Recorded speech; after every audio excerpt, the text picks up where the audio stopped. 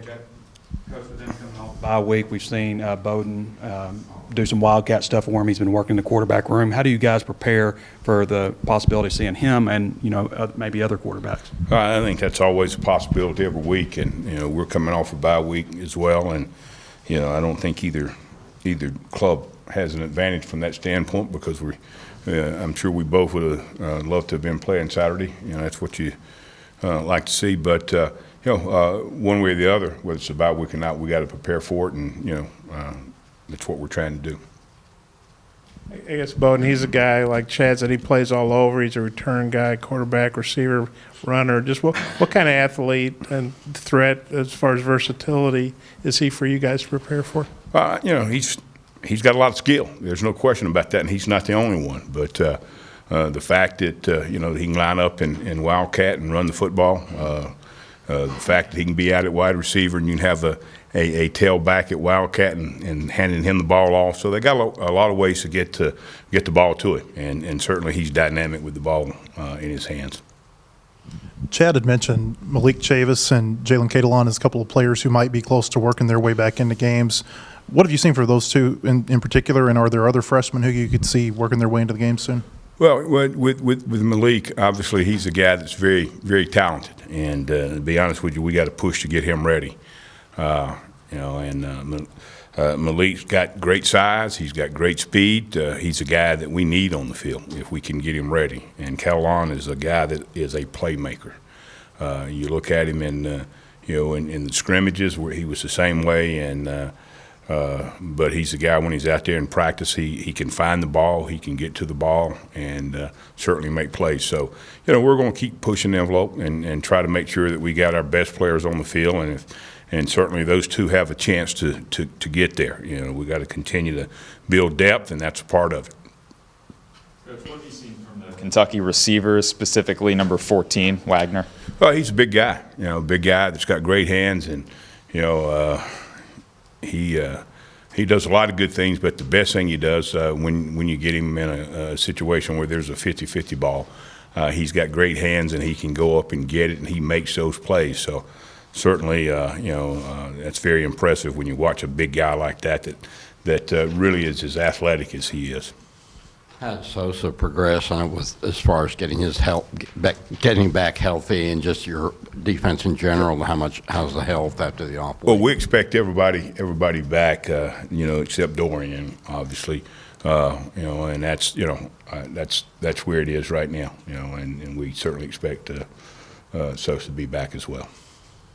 Coach, From your standpoint, how did being in the booth, how did that go? It went okay. Like I said, it's I've done it both ways. We wanted to see if it would be a little better, and I'm probably going to stay in the booth. And I don't mind either way. This is going to be the first time Arkansas has played at Kentucky since '08, but now you obviously went there a lot with Tennessee. I honestly don't know if you ever went there with LSU or A&M, but what's the atmosphere like at Kentucky? What do you tell your players about it? It's been excellent, particularly in the last 4 or 5 years since they've really got that program back where they want it. Obviously. Last year they had an outstanding year, and when you go up there, anytime I've been there, it's been a great venue. They've done a lot to improve their facilities. They got great facilities. They're an SEC school, and they fit there. So it'll be that way. It'll be that way, and I've never been up there when their fans didn't support their program, even sometimes when they were not as good as they are right now. Their fans do a great job supporting it, and that's what it's. That's what you expect to see in the SEC. I guess an open week gives you a little time to self-reflect, do some self-analysis. What did you get out of last week in terms of where y'all want to improve going forward? Well, I'm not going to go into any, specific details, but we want to get better, and we need to get better. It's a situation where you've heard this statement before. Nothing stays the same. You get better, you're going to get worse, and that's a fact.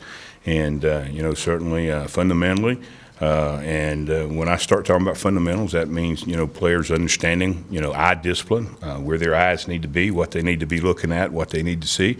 All those areas, but when you're playing with a young football team that you can get better. Even with a veteran football team, you can get better. You watch yourself, and if the players do a great job of evaluating themselves, which we're trying to teach that, and we want them to be able to do that, then sometimes you don't even tell them. They can come in and tell you what they got to do. I mean, you already know, but if we've done a good enough job teaching them, then they know too. Jamario Bell's had like 3 sacks since he's gotten back. What do you thought of his play coming back from the injury? What's he done real well? Well, I mean, that's, it's exciting, and we missed that for 4 weeks or 3.5 weeks, and he's going to hopefully be even a little better this week, and he brings a lot to the table in terms of experience, and he's a very good competitor, so it was good to see him back. And Chad said that Zach Williams will be back this week. How good is that to help your depth, and kind of where's Eric Gregory in his process, coming back from the injury and kind of getting ready to play? Well, I think Eric is healthy enough to play. We've been trying to find situations to get him in the game, and we got to just say, hey, we're going to put him in the game, and he's very close, and I think he's kind of at a point to where he's not going to get much better till he gets playing time. It's you can only improve so much in practice. He needs game reps, and certainly we want to get him in there. Well, it gives you some depth, and Zach was starting to really blossom, and we're excited about all those young defensive ends. They've done a good job. So Zach brings some speed and some quickness and some pass rush ability that we were without for a few games. One more question about the freshman defensive end. Solely, it's got to be hard to play with the ball on your hand. What have you thought of just his competitiveness and how he's done? And I guess it might be coming off pretty soon, they say. Yeah, and I don't know that he could be any more competitive. I mean, that's who he is. That's the way he plays. He's got a long history. His dad, obviously coached him in high school, and he was an outstanding football player.